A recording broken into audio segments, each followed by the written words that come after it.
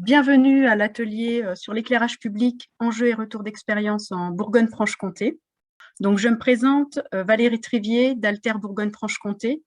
Dans le cadre de l'ORECA, je suis en charge de l'alimentation et l'animation du site Internet et je participe à la rédaction des travaux. Donc, pour l'animation de l'atelier, je suis entourée de Jean-Yves Richard de l'ADEME Bourgogne-Franche-Comté et de Jean-Luc Krieger de la région Bourgogne-Franche-Comté. Donc, je vais leur laisser la parole pour qu'ils se présentent. Oui, Jean-Yves Richard de l'ADEME, je suis le coordinateur du pôle transition énergétique et j'ai notamment en charge l'animation du réseau des conseillers en énergie partagée et l'animation également des animateurs ENR, donc qui sont là pour développer aussi les projets de chaleur renouvelable sur le territoire Bourgogne-Franche-Comté. Merci. Est-ce que Jean-Luc est là?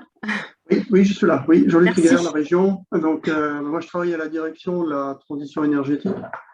Alors, l'éclairage public n'est pas ma spécialité, loin de là, mais je suis là parce que voilà, je co-anime avec Jean-Yves le réseau des conseillers en énergie partagée et je sais que c'est un sujet pour eux, en tout cas. Voilà, donc je suis là. Parfait, ben, merci pour votre collaboration. Donc, nous sommes ensemble jusqu'à 16h30 pour découvrir et échanger sur les enjeux de l'éclairage public. Alors, pourquoi cet atelier aujourd'hui? Donc, il fait suite à l'étude réalisée en 2020 par l'ORECA sur les consommations d'énergie des collectivités dans l'éclairage public. Donc, il nous a semblé intéressant de pouvoir montrer ce qu'il faisait sur le territoire en termes de bonnes pratiques, de façon à inspirer les autres collectivités et à les inciter à agir. Donc, les retours d'expérience vont illustrer différentes solutions pour optimiser l'éclairage public.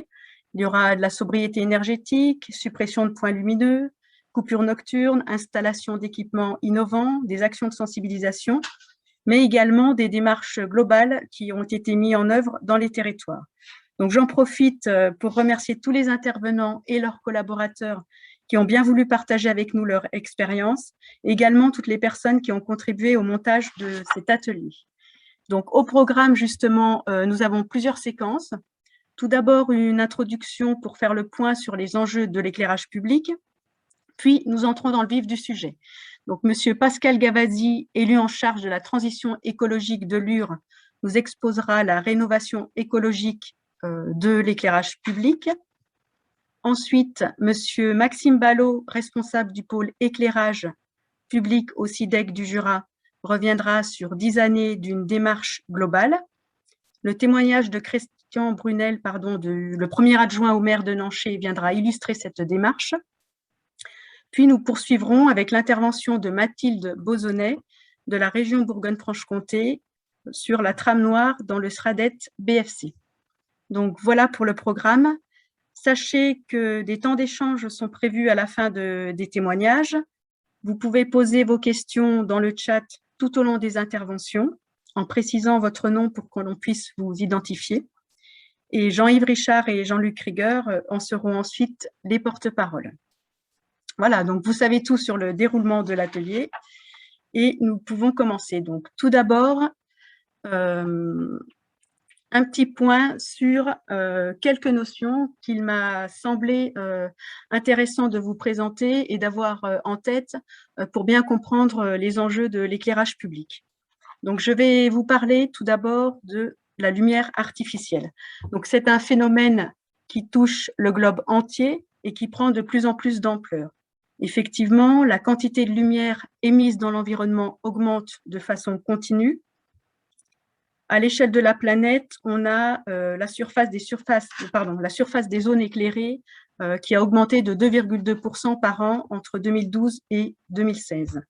Donc, j'ai noté deux autres informations pour montrer l'ampleur du phénomène. 99% de la population européenne vit dans des secteurs éclairés la nuit et un tiers de l'humanité ne voit plus la Voie lactée.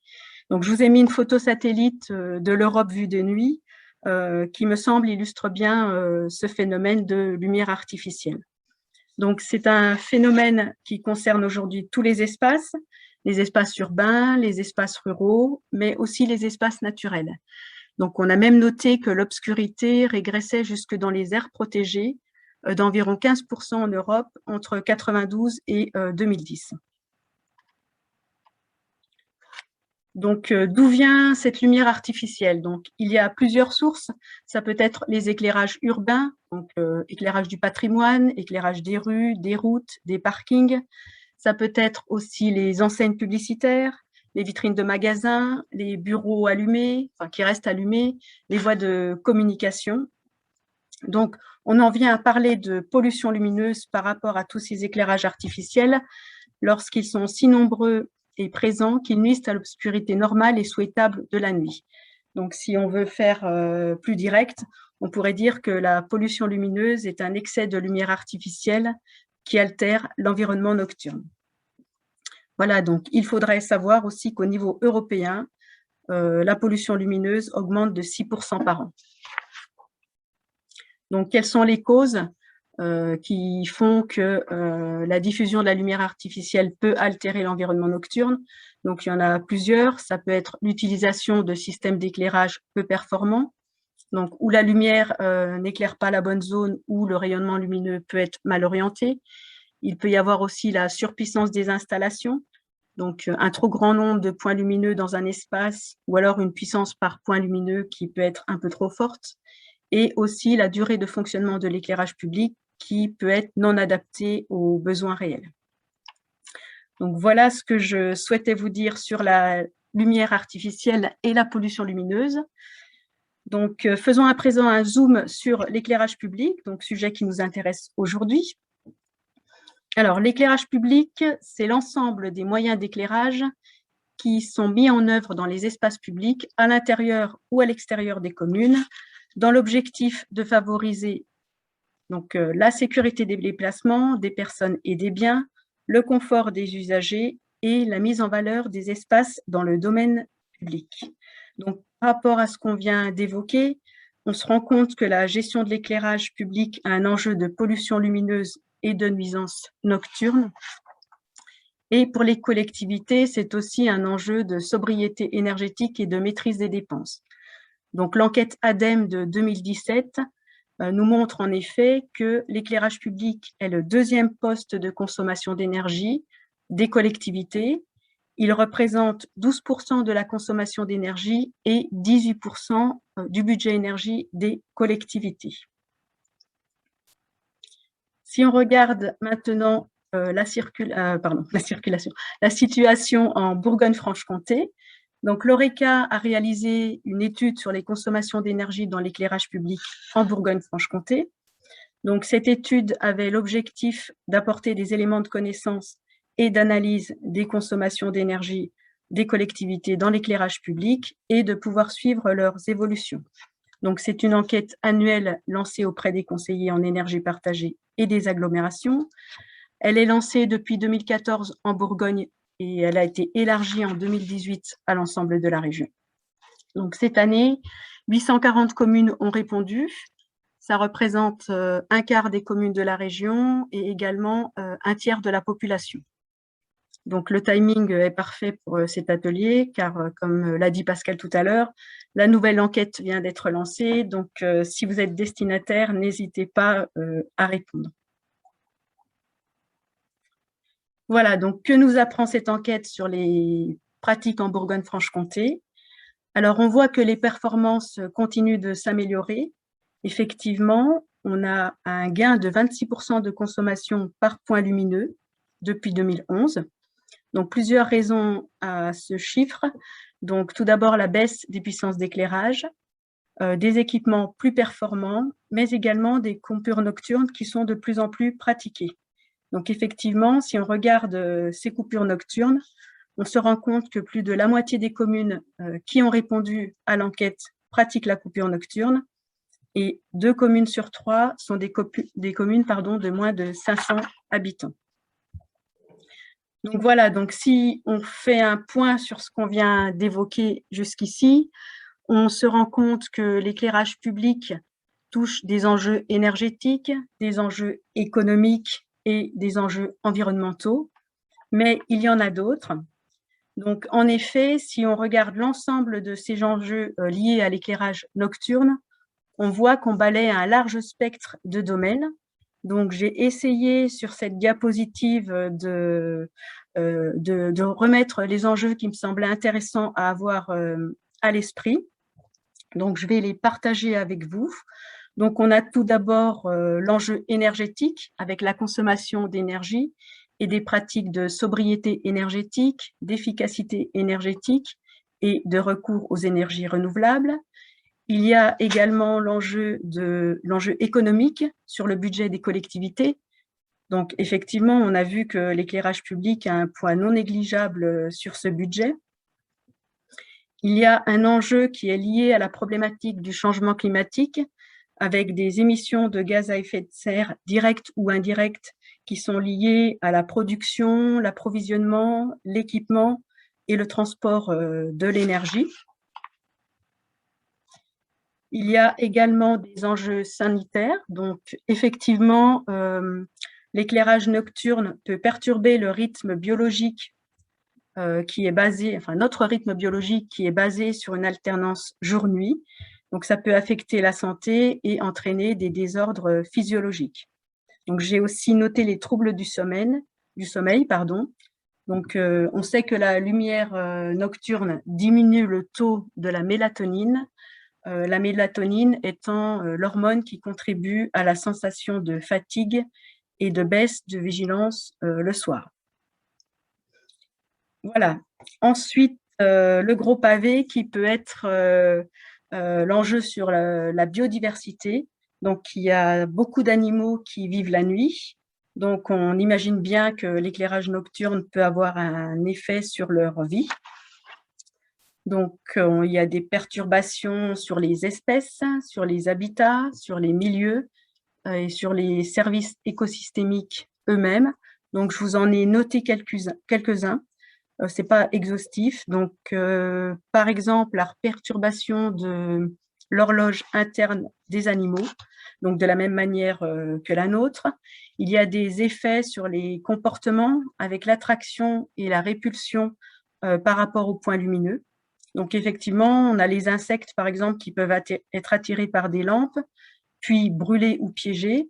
On a également les oiseaux qui peuvent être désorientés par des halos lumineux.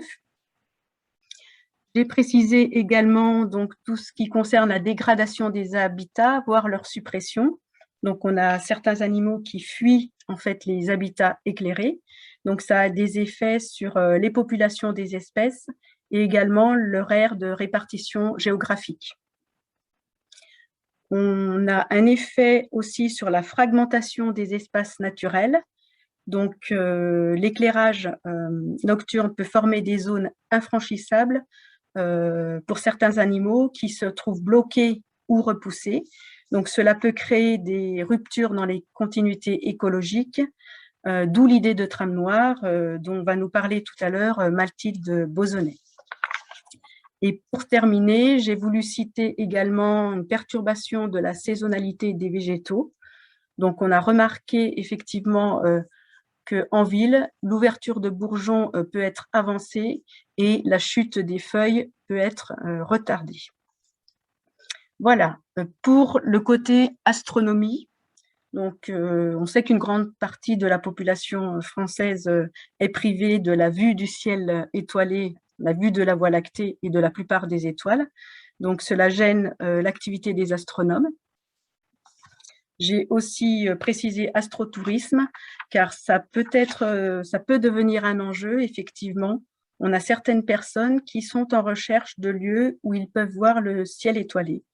Et c'est quelque chose qui peut jouer finalement sur l'attraction touristique d'un territoire, par exemple. Voilà, et puis pour terminer sur ces enjeux, j'ai voulu vous citer aussi la qualité des paysages nocturnes.